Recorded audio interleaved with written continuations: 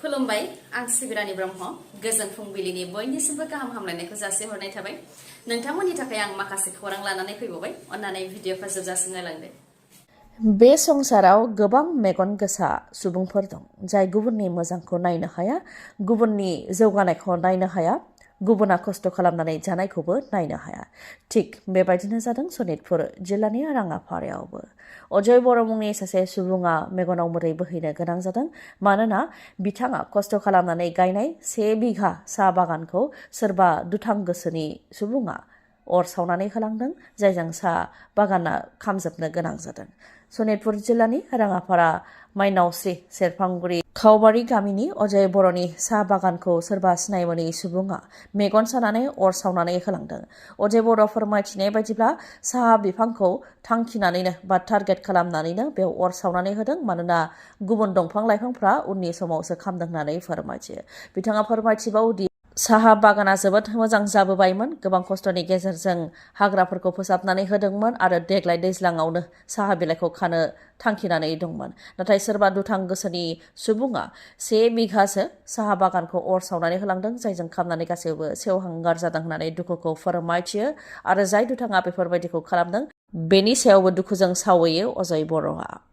बरपेटा र'डआव थानाय सेनखौ अलंकार जुवेलारि गलायाव लुथिनाय जाथाय जानायनि उनाव गोख्रों जादों आसाम पुलिसआ। नाथाय दासिमबो गुबै लुथिग्राफोरखौ हमनो हानाया रोखा जायाखै।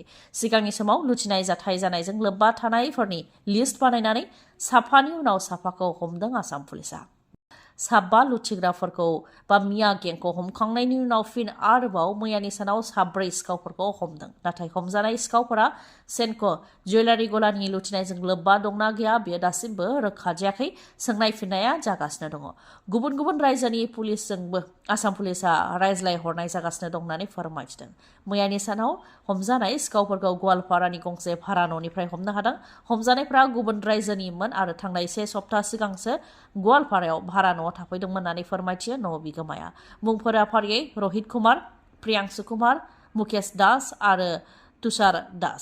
फोरमायथिनो गोनांदि बरपेटा र'डआव थानाय सेनक' अलंकार जुवेलारि गलायाव थांनाय साननै सिगां गेदेर लुथिनाय जाथाय जादोंमोन, जेराव साननि समावनो पिस्तल दिन्थिनानै 7 लुथिग्राफोरा गलानि गासैबो सना, रुपा आरो हिराखौ लुथिनानै लांदोंमोन। फ्राय 12 कौटि रांनि सना, रुपा आरो हिराखौ लुथिनानै लांदोंमोन दाखाथिफोरा। बेनि उनावनो आसाम पुलिसआ दाखाथिफोरखौ हमनायाव गोख्रों जादों, नाथाय दासिमबो गुबै दाखाथिफोरखौ हमनो हादोंना हायाखै बेयो रोखा जायाखै। जों हारसिं थानो लुबैयाखैमोन, नाथाय UPPL दोलोखौ हारसिं खालामबाय। UPPL दोलोआ दा फ्राय NDA निफ्राय ओंखारनाय बायदि जाबाय। बे खोथाखौ फोरमायथिदों MCLA राकेश ब्रह्मआ।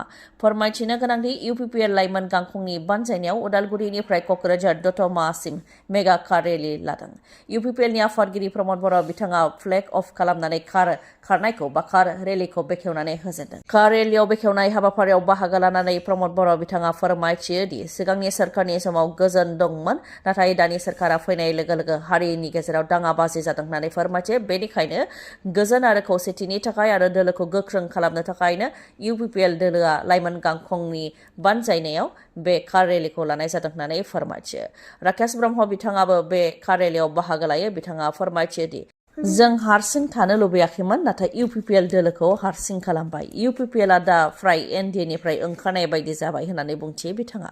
लोगोसे बुंथिबावदि BPF सोरखारा बेकार लाइमोनफोरनो 2 लाख राङै होनाया गावसोरनि नखरनि आरो नखरजों सोमोन्दो थानायफोरासो मोनदों। BPFआ जेरैबायदि थांनाय BTC बिसायख'थियाव मुस्लिमनि भटखौ 90% लादों, UPPLआबो मुस्लिमनि भटखौ 90% लागोन।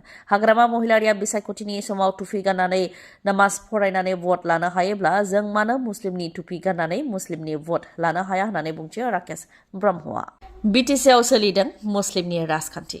बयबो मोननो हास्थायदों मुस्लिमनि भट। थिग बेबायदिनो UPPLआबो लुबैदों, जायनि थाखाय UPPLनि MCLA राकेश ब्रह्मआ मुस्लिमनि टुपि गाननानै मुस्लिमफोरनि गोसोखौ देरहानो नाजादों आरो मुस्लिमनि भटखौ बे बिधान सभा बिसायख'थियाव 90% लागोन होननानै बुंथियो बिथाङा।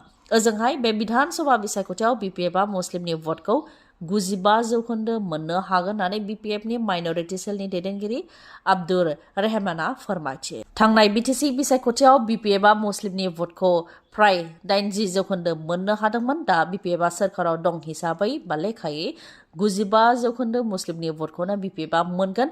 BTCनि बायजोआव BPFआ बिजाथि होयोब्लाबो मुस्लिमफोरा हाग्रामा महिलारिखौ दैदेनगिरि मानिनो थाखाय सावरायदों होननानैबो फोरमायथियो BPFनि माइनरिटि सेलनि दैदेनगिरि आब्दुर रहमाना। जायनाखि मुस्लिमनि भटखौ मोननो थाखाय BPF आरो UPPL मोननै राजखान्थि दोलोनि गेजेरावबो जुजिलायनाया जादों। फैबाय थानाय बिसायख'थियाव जों नुनो मोनगोन सोर दोलोआ देरहायो बा बबे मोनसे दोलोआ मुस्लिमनि भटखौ बांसिन मोननो हायो। बिधान सभा बिसायख'थिनि थाखाय गासै आसामजों लोगोसे BTCआवबो हाद्रि गुफुंदों। BPF दोलोआबो गोख्रों जादों। थांनाय BTC बिसायख'थियाव मोन 40नि मादाव मोन 28 मासियाव देरहासार जानानै सोरखार दानो हानायनि उनाव BPF दोलोनि कनफिडेन्स बियो बांदों।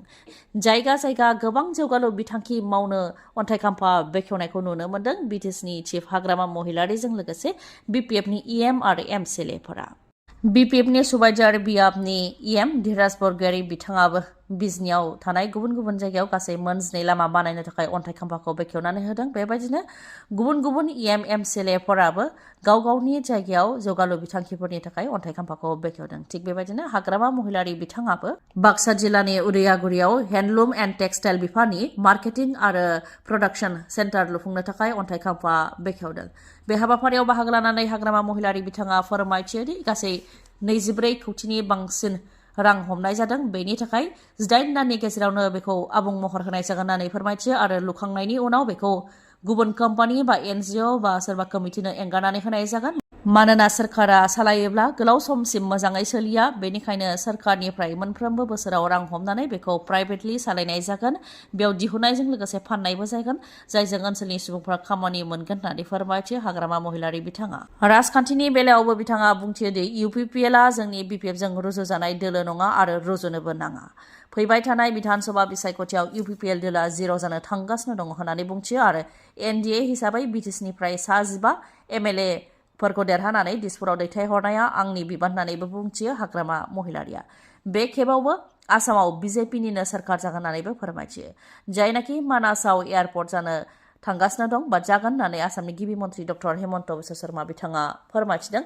बेनि सायावबो हाग्रामा महिलारिया बुंथियो दि मानास नेशनेल पार्कआ इन्टारनेशनेल टुरिस्ट स्पट जाखाबाय, बेनिखायनो बेयाव मोनसे एयारपर्टजों लोगोसे मोजां हटेल आरो मोजां सुबिदा थानो नांगौ होननानै बुंथियो बिथाङा। आसाम सोरखारनि पन्चायत एन्ड रुरेल डेभेलपमेन्टनिफ्राय फोसावथाय होदों। साख्रिनि थाखाय फोसावथाय होदों। गासै 1508 कन्ट्रेक्चुएल पस्टनि थाखाय फोसावथायखौ होदों।